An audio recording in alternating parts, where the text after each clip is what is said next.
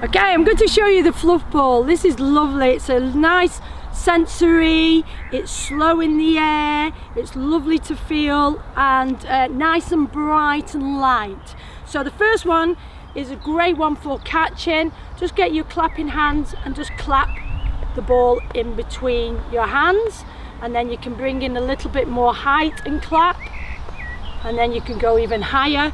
It's not going to hurt, it's not going to damage anything, so it's a fantastic ball there.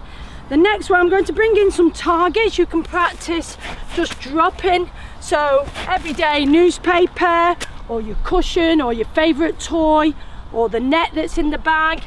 I just can practice just dropping the ball onto the target and the cushion, different targets that you've got around your house. Or I might want to just throw them to the targets, low to high, different types of throws. All right, another one is working with a partner, and we just start just dropping the ball into the hands. Okay, don't worry if you don't the drops, just drop it and catching.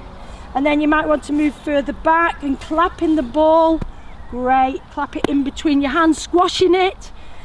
Again, fine motor skills, great for teaching you to catch and clap. Okay, another one, we're going to bring in Lisa again. The target that you've got in your bag, nice size, easy to throw into. Again, I might want to just drop the ball into the target. And again, Lisa could make the different heights. I might want to have a go at the net, so I might want to hold the net and you're throwing it in. There's Lisa using two hands. She might want to do an eye to sky.